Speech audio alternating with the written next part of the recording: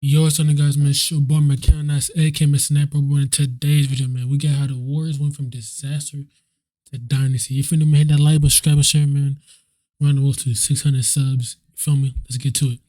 Dynasty and the most stable franchise in the NBA. Here is their franchise history and how they turned rags into riches.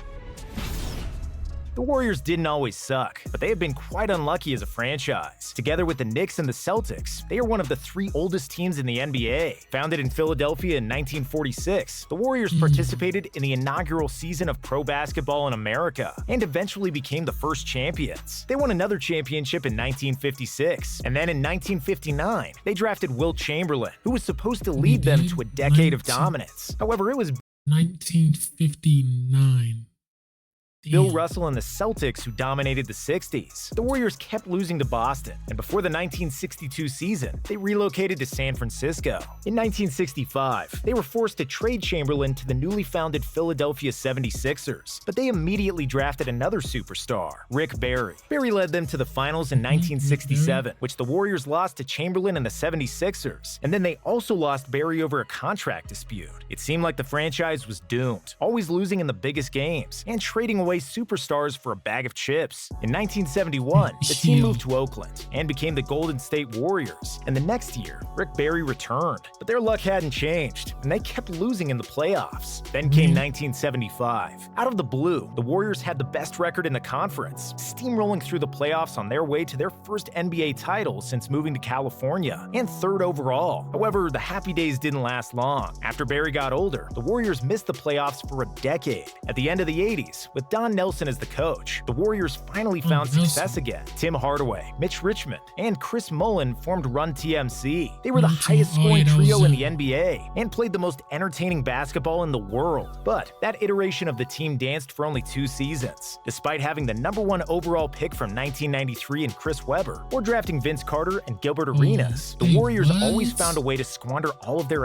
They drafted Chris Webber, Gilbert Arenas. Damn, that's why it could have been nice. assets and missed the playoffs for 12 straight seasons. In 2007, they had the We Believe team that pulled a surprise of the century by beating the first-seeded Mavericks in the first round of the playoffs. But that was only a short-term success. Pretty soon, they started to suck again and returned to being a fun losing team from California, just slightly better than the awful LA Clippers. Then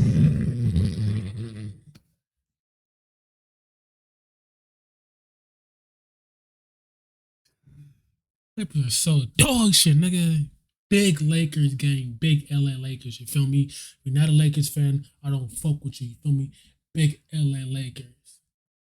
it finally happened. With the 7th pick in the 2009 NBA draft, the Warriors drafted Stephen Curry. The turn of the decade was a big momentum shift for the Golden State Warriors. Steph dazzled with his three-point shooting and finished second in the Rookie of the Year voting. But maybe even more importantly, the entire team was sold to a new ownership group. In 2010, Joe Lacob and Peter Gruber bought the Warriors for $450 million, and a new era had begun. In April 2011, the Warriors hired Bob Myers as an assistant GM, and Mark Jackson became the new head coach. Klay Thompson was drafted with the 11th pick in the 2011 draft, but the team was still underperforming, mainly due to Steph's constant ankle problems. And then, a disaster. Golden State reached a deal to trade Curry to Milwaukee for Andrew Bogut. Thankfully for all the Warriors fans, the Bucks doctors stopped the trade because they feared Curry's ankles couldn't remain healthy. A fan favorite, Monte Ellis, got traded for Bogut instead of Steph. The fans were furious, but the Warriors got saved from making the worst mistake in franchise history. In the 2012 offseason, Bob Myers was promoted to be the general manager and immediately began pulling all the right moves. He drafted Harrison Barnes and Draymond Green, which resulted in a much improved defense and the first playoff berth in 6 years. Golden State defeated the Nuggets in the first round, after which they lost to a much deeper Spurs team in 6 games. For the 2014 season, the Warriors signed Andre Iguodala, who helped them finish in the top 5 in defensive rating and win 50 games in a season, something that seemed impossible just 2 years before. However, just when the fans hoped for a first deep playoff run in nearly 40 years, the Warriors lost in the first round to the Clippers. After that disappointment, and after Mark Jackson's bad relationships with nearly everybody in the front office, the Warriors fired Jackson and hired the new head coach, Steve Kerr, which was another terrific move by Bob Myers. Before the 2015 season, the Warriors also added a veteran point guard, Sean Livingston, to back up Stephen Curry, and the rest of the core team stayed intact. When David Lee got Sean Livingston with them stupid ass pull up like midi fadeaways, it was always cash with him, always. It proved to be a blessing in disguise because Draymond Green got inserted into the starting lineup. With Dre as a small ball center, flanked by Iguodala, Steph, Clay, and Barnes, the Warriors became a monstrous team on both ends of the floor. With 5 guys that could dribble, pass, shoot, and switch everything on defense, the Warriors killed the league with pace and space. Steve Kerr's motion offense proved to be ideally suited for Steph and Clay's long-range shooting and the space it generated. Golden State finished the season first in pace, points, assists, and three-point percentage, while also having the best defensive rating in the NBA. The Warriors had the best record in the league, amassing 67 wins, the 5th best ranking ever, and by far the best in franchise history. Steph Curry won his first MVP, and Myers won the Executive of the Year award.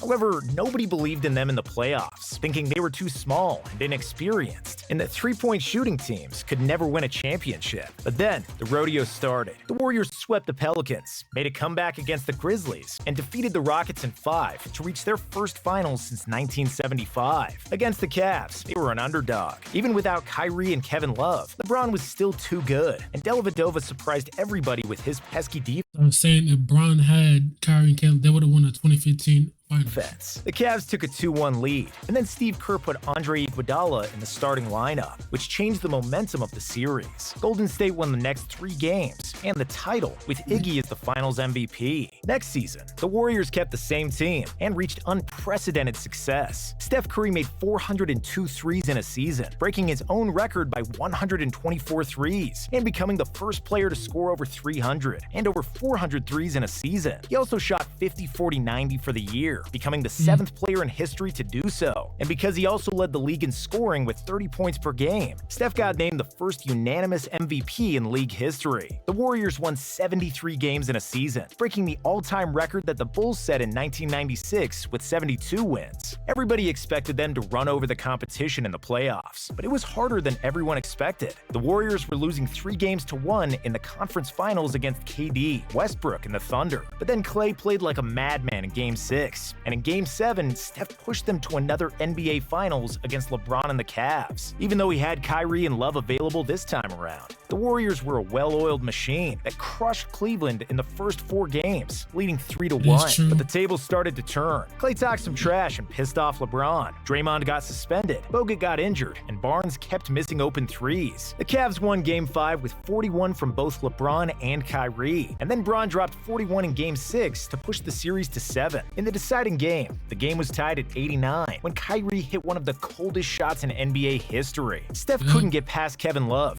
which proved that he wasn't 100% healthy in the finals, and the Cavs won their first NBA title and became the first team to win after a 3-1 deficit in the finals. However, that punch in the gut proved to be exactly what the Warriors needed. If they had won the title, sure, they would be considered they lost and they wouldn't go get Kevin Durant to save him. Greatest team ever. But because they lost, they were able to acquire the 2nd best player in the NBA in the offseason and become the most talented team in NBA history. With a dramatic increase in salary cap due to a new TV deal with ESPN and TNT, almost every team in the league had cap room. While some teams used it to splash big money on role players like Timofey Mozgov, the Warriors signed Kevin Durant while retaining all of their key contributors other than Bogut and Barnes. The 2017 Warriors had more firepower than any team in NBA. They had the same team, just that let Barnes go. I think traded Barnes, and then Bogut, he was getting injured a lot. History. They had 5 All-Stars, 2 league MVPs in their prime, a Defensive Player of the Year, and Iggy is the Finals MVP. The Warriors had the best offense and the 2nd best defense in the NBA, and they ranked first in points, steals, blocks, assists, and field goal percentage. In the playoffs, they didn't lose a single game on the road to the finals. The only one who could even dream of defeating them was LeBron James and the Cavs. However, despite LeBron and Kyrie's brilliance, they still lost the first 2 games in the Oracle Arena. In Game 3, It seemed like the Cavs would prevail, but then KD showed why he was brought in. He nailed a 30-foot three to give the Warriors the lead, and Golden State won the game. Cleveland managed to win Game 4, but that's all they could do against the atomic shooting of KD's Steph and Clay. Fuck KD for that decision. Why run it back with Russ?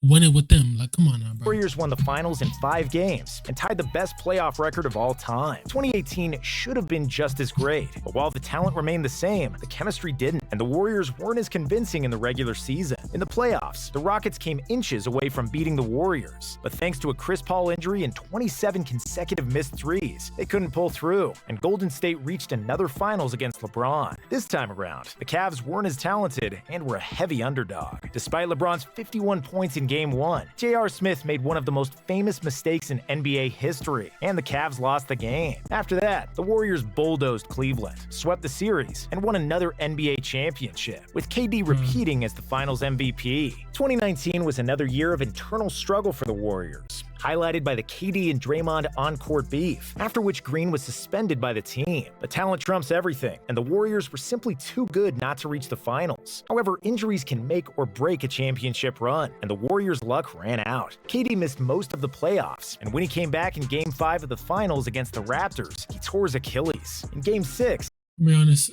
I think the Warriors were supposed to win that series, but KD went down. That's how the Raptors won, pretty much. But I think I probably would have went. KD was there. I probably went down to Game 7. Him and Clay, if they're still there.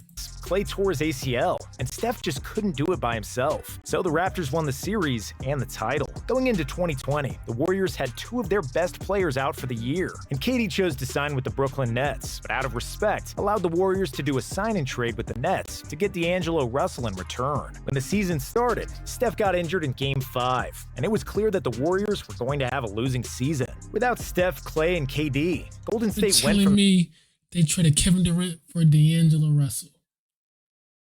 Damn. The best offensive rating in 2019 to the worst one in 2020, which was the biggest drop-off in NBA history. But not all was bad. The team drafted Jordan Poole and traded D'Angelo Russell for Andrew Wiggins, and a first-round pick that would later turn into Jonathan Kuminga. In the 2020 draft, the Warriors had the 2nd overall pick, which they used on center James Wiseman. However, Clay suffered another hard injury, this time tearing his ACL in practice before the season, meaning he would miss yet another season. But the Warriors got Curry back, who was visibly bigger than ever before. Steph got buff, and extra muscle helped him to play good defense and lead the NBA in scoring. However, after Wiseman got injured, the team didn't have enough talent and lost in the play-in tournament to miss the playoffs. I wouldn't want to see us next year, Steph said in his last press conference.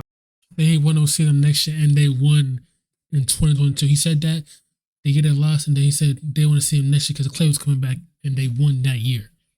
The season. In the 2022 season, Clay came back. Wiggins and Gary Payton played some of the best perimeter defense in the league, and Poole emerged as the 3rd splash brother. Smart off-season signings like Otto Porter, Nemanja Bjelica, along with rookies Kuminga and Moody, gave Kerr enough flexibility and depth, and the Warriors became a contender once again. In the playoffs, they got past the MVP Jokic, the surging Grizzlies with Ja Morant, and then they smacked Luka and the Mavs to reach another NBA Finals. Against Boston and the best defensive team in the league, Steph Curry played the best basketball of his life, averaging 31, 6, and 5 on phenomenal shooting splits. The Celtics had no answer for Curry, who led the Warriors to a 4-2 series win and another title, winning the Finals MVP for the first time in his career. Steph is one of the most humble and hard-working He won with KD and he won without KD. Superstars ever, and is the easiest player to build a team around, along with being one of the GOATs. Clay is his perfect sidekick, and Draymond is the heart and soul of the team, and one of the best defenders in the history of the NBA. Bob Myers is a phenomenal GM who drafted one of the best. I'll probably give it to him, yeah. Yeah, well and managed the salary cap like a veteran. Joe Lacob is the best owner in the NBA, and he pays a hefty sum in luxury tax that allowed Myers to keep the team together, which is not something a lot of owners will do. Steve Kerr deserves a lot of credit as well, and his way of fun and humble leadership is the perfect combination for his team. Assistant coaches like Mike Brown and Kenny Atkinson deserve to be mentioned, and so do KD, Iguodala, Bogut, and many others. It takes a great organization from top to bottom to win in the NBA. You need to have a great owner, a smart GM, and a flexible coach. You need a generation. So you need a good GM, you need a good GM, you need a good owner, a good GM, and a good coach. That's what you need right there. If you do that, your and plus the Warriors organization wasn't that much. when Curry got there, their organization started causing a lot more like Stephen Gillen or something like that. Talent surrounded by great role players. The Warriors have all that, and that's why they transformed from losers to a dynasty. And there's facts that, hey man, look, that was how the Warriors went from disaster in the Sun to dynasty. If you're new, man, hit that like, subscribe, and share, man. Comment down below, follow my show down below, man. I'll see y'all later, man.